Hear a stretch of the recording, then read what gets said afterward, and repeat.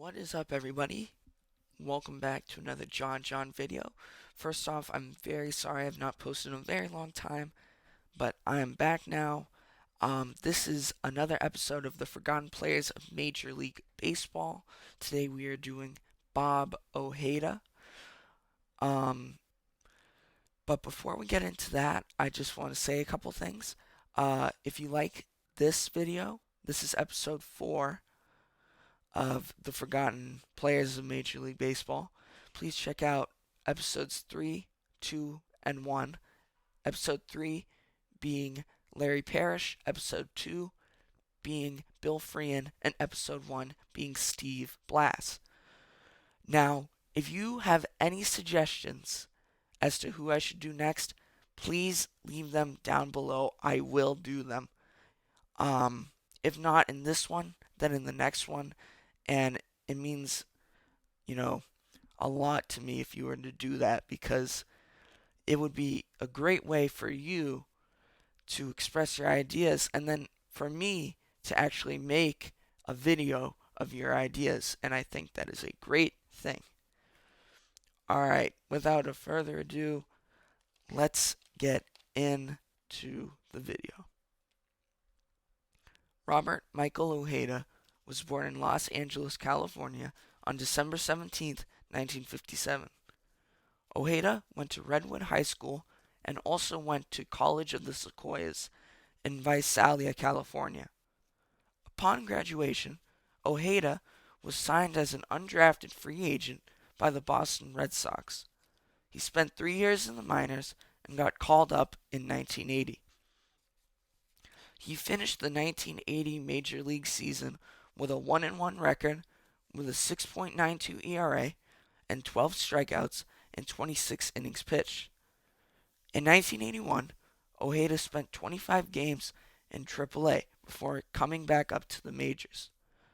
He finished the season with a 6-2 record with a 3.12 ERA and 28 Ks and 66.1 innings pitched. He finished third in AL Rookie of the Year voting, finishing behind fellow teammate Rich Gedman. In 1982, Ojeda finished with a 4-6 record with a 5.63 ERA and 52 Ks and 78.1 innings pitched. Ojeda finally got to pitch more in the 1983 season, finishing with a 12-7 record with a 4.04 ERA and 94 strikeouts in 173.2 innings pitched.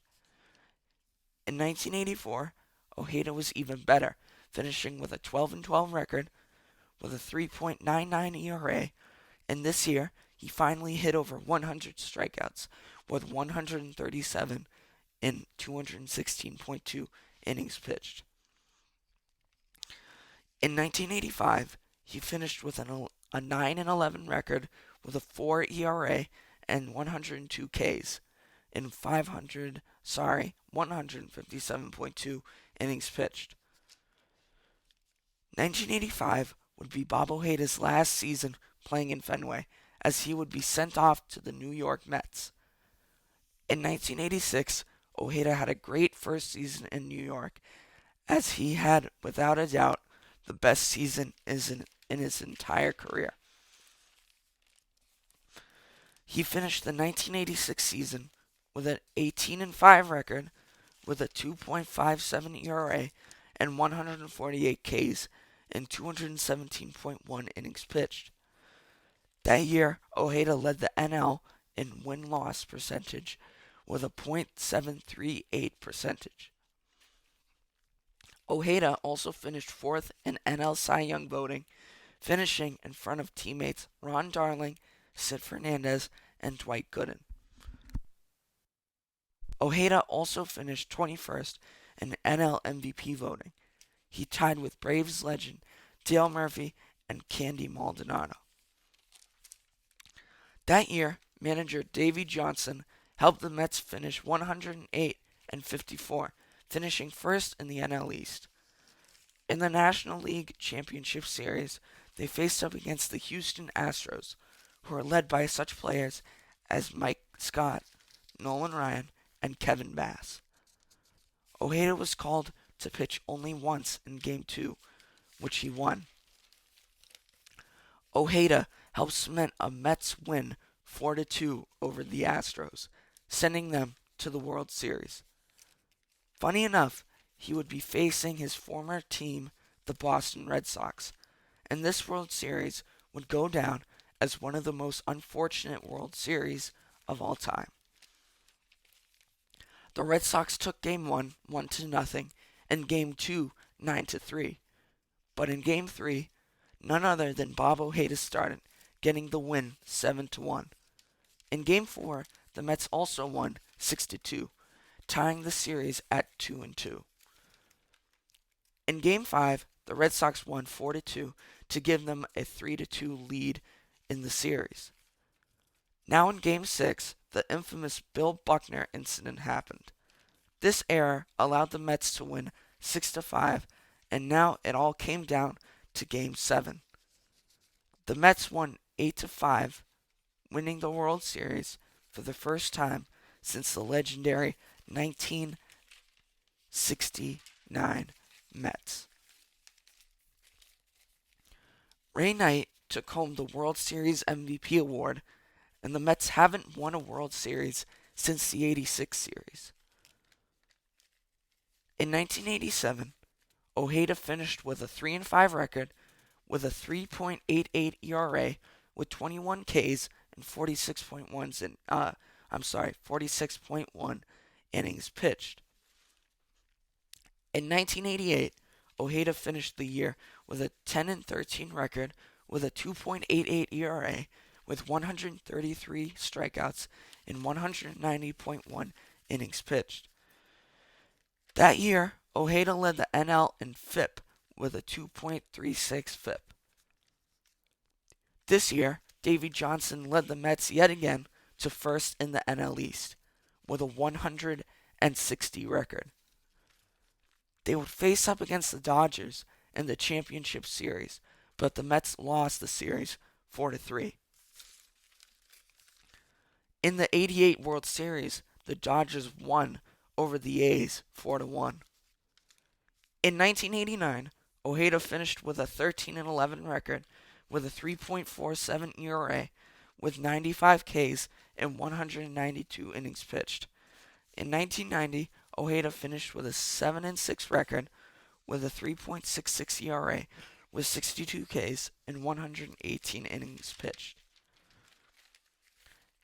1990 would mark the end of Bob Ojeda's incredible Mets career, as he was now a Los Angeles Dodger.